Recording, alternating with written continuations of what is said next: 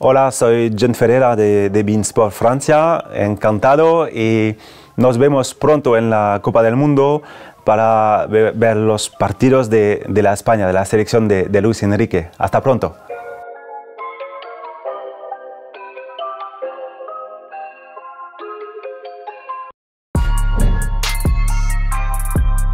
Donc le bilan est plutôt positif pour l'Espagne récemment parce qu'ils ont fait bonne impression en Ligue des Nations. Ils ont fait très bonne impression aussi à l'Euro 2020, on s'en rappelle, ils ont atteint la demi-finale, ils méritaient d'aller en finale pour jouer l'Angleterre, ils sont tombés face à l'Italie, mais on sent qu'il y a une âme qui est en train de naître dans cette équipe donc de Luis Enrique par rapport à ce qu'on a pu voir par le passé, et on sent qu'il y a une patte Luis Enrique qui est en train d'être créée dans cette équipe-là et qui réalise plutôt de bonnes performances, et il va peut-être falloir compter sur eux pour ce mondial, c'est possible.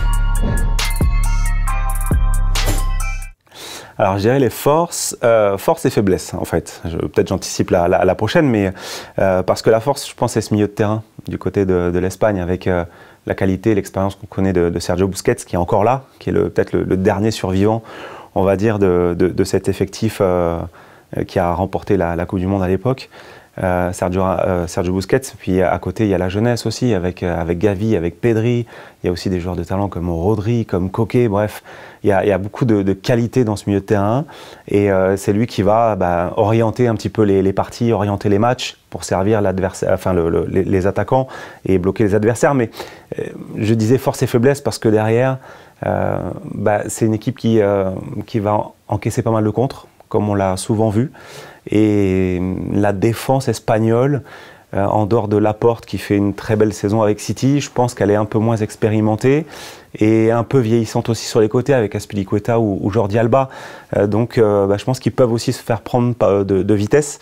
Donc voilà, il va falloir vraiment gérer ce milieu de terrain pas trop haut pour éviter d'avoir des assauts et des vagues de l'adversaire. Non, en vrai, c'est cette défense. Derrière, à voir ce que va faire Sergio Busquets aussi, parce que c'est une force. Ça a été une force pour l'Euro, ça a été une force contre le Portugal en Ligue des Nations. Mais à voir désormais sur cette grande compétition qui est la Coupe du Monde, ce qu'il va donner, parce qu'il est plus tout jeune, parce que ses acolytes ne sont plus là. On pense à Sergio Ramos et Piqué qui ne font pas partie de cette sélection, qui ont dit au revoir. On est sur une nouvelle phase. On passe à autre chose et ça va être aussi un vrai test pour l'Espagne. C'était pas simple pour lui, parce qu'il arrivait dans une équipe un peu malade, une équipe qui était championne, qui avait connu quasiment que des victoires jusqu'à cet échec à la Coupe du Monde au Brésil. Derrière, il a fallu rebâtir quelque chose, c'était pas évident. Il a plutôt bien géré, je crois qu'il bat l'Angleterre d'entrée, donc il marque un grand coup. Et puis il y a eu des problèmes familiaux, où il a dû quitter la sélection pendant quasiment un an avant de la reprendre.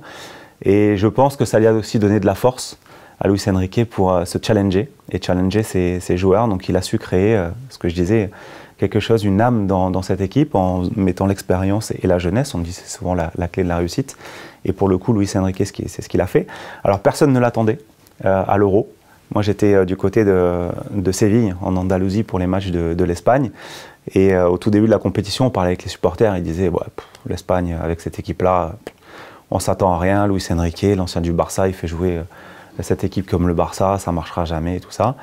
Et puis les résultats étaient moyens au début et ils ont réussi à se hisser en huitième. Et puis derrière, ça a été une révélation avec une équipe transcendée, un Morata toujours aussi efficace en attaque, même si en club il ne joue pas beaucoup. On sait que quand il arrive en sélection, il est efficace. Donc Luis Enrique connaissait ça, il avait confiance en ce joueur-là, il l'a toujours porté, mis de l'avant, il l'a toujours soutenu. Et je pense que c'est la force de Luis Enrique, très proche de ses joueurs et d'arriver à tirer le meilleur d'eux-mêmes. C'est plutôt peut-être un psychologue qu'un vrai entraîneur tactique sur le terrain, parce que les joueurs ils savent très bien ce qu'il faut faire, ils ont l'habitude. Au Barça, c'est ce qu'il faisait, le style de jeu, de possession de balle en permanence, il reproduit ça aussi avec la sélection. Sauf que derrière, il arrive à tirer au niveau du mental quelque chose de supérieur par rapport à d'autres. Alors la star, à l'époque, j'aurais dit Morata, parce que c'était un petit peu celui qui devait marquer, qui portait l'équipe, entre guillemets, et tout dépendait aussi de lui. Mais aujourd'hui, je pense que c'est Pedri. Parce que Pedri, c'est devenu l'icône du Barça, le petit chouchou. C'est celui qui s'est révélé aussi en sélection à l'Euro 2020, capable de désorienter toute une équipe au milieu de terrain, toujours jouer vers l'avant. C'est très difficile de lui prendre le ballon lorsqu'il l'a balle au pied, puis c'est un joueur qui est capable aussi de marquer, de tirer de loin, même s'il ne le fait pas suffisamment au Barça. J'imagine que Luis Enrique va lui demander de prendre ses responsabilités aux abords de la surface de réparation, donc je dirais que la star, malgré son jeune âge, c'est Pedri. C'est Gavi la promesse pour moi. La promesse à l'époque c'était Pedri, aujourd'hui c'est Gavi, parce qu'il est un cran en dessous quand même, faut pas se le cacher. Il fait un bon boulot du côté du Barça, mais encore trop irrégulier, notamment sur les prises de décision dans les 25 derniers mètres. C'est pas toujours réussi. Donc il a une marge de progression énorme, c'est évident. Et encore une fois, je pense qu'avec ce sélectionneur-là, il va pouvoir franchir un cap et arriver encore meilleur en janvier du côté du Barça. L'historique, il n'est pas si loin que ça. On pense à 2010, avec cette équipe qui a remporté donc, la Coupe du Monde, avec cette équipe emblématique, hein, les Xavi, Iniesta, Busquets était là, Piqué, Ramos, bref, c'était une sacrée équipe qui derrière a enchaîné avec l'Euro. Donc double champion, et il débarque au Brésil peut-être avec un peu trop de confiance. C'est jamais évident lorsqu'on est champion en titre de pouvoir le défendre. On l'a vu très souvent dans d'autres nations, et ça a été le cas pour l'Espagne arrivée au Brésil. Ça a été un fiasco. Ils se sont fait allumer complet par les Pays-Bas, et puis derrière ça a été la cata. Et très dur de se relever, parce qu'à la Coupe du Monde en 2018, on a vu, ils sont sortis en 8e de finale. Bref, c'était la fin d'un cycle, tout simplement, un beau cycle de vrais grands champions qui ont marqué l'histoire du sport, du football. Et maintenant, on espère que d'autres vont en écrire une autre. Ça a toujours été des bons résultats, ils ont toujours été dans les favoris à chaque fois, avec toujours des joueurs emblématiques. Donc ce ne serait pas une surprise de les revoir encore aujourd'hui au top niveau. L'Allemagne, c'est le gros morceau. Évidemment, c'est le gros morceau. On ne va pas dire qu'ils se sont satisfaits d'une absence parce que c'est pas trop rigolo. Mais Timo Werner qui n'est pas là, peut-être qu'aussi c'est un petit avantage pour l'Espagne. Mais ça va être difficile. Ça va être le gros match. Je crois que c'est le 27 novembre, le jour de mon anniversaire en plus, donc ça va être cool. Espagne-Allemagne, ça va être décisif tout simplement pour la première place de ce groupe. Parce que je pense que derrière, c'est assez abordable, on ne va pas se mentir, même si, attention, le Japon réalise toujours des performances ou des surprises en Coupe du Monde. C'est une équipe joueuse, une équipe qui va vite. Et je disais, avec la défense de l'Espagne, ils peuvent être aussi surpris par cette équipe-là. Et le Costa Rica, on connaît un peu moins bien.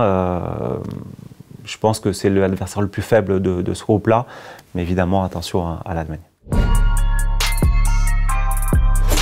Les attentes, c'est d'aller créer la surprise, parce qu'on parle de surprise aujourd'hui, on ne va pas se mentir, ils ne font pas partie des grands favoris, mais outsider parfait pour cette Coupe du Monde. Alors, comme on disait, en 2020, on avait questionné un petit peu les supporters qui nous disaient ne rien attendre finalement de leur équipe, parce qu'ils étaient déçus année après année depuis l'élimination et la sortie prématurée en 2014. Aujourd'hui, je pense qu'il y a quelque chose qui revient dans cette équipe, un intérêt, un attrait. Et je pense que les supporters de la LORA sont derrière leur équipe, évidemment, pour cette Coupe du Monde. Et puis il y a aussi la pression des médias. Marca, AS, tous ces médias qu'on connaît, les médias espagnols qui sont très virulents. Et je pense qu'ils ne leur feront pas de cadeaux. Donc ils vont essayer d'aller la chercher, ce sera difficile quand même. Pronostic, je pense qu'ils vont se qualifier, c'est une certitude. Premier ou deuxième du groupe, c'est ce qui va changer la donne pour la suite. Hein. Dans quelle partie de tableau on se trouvera.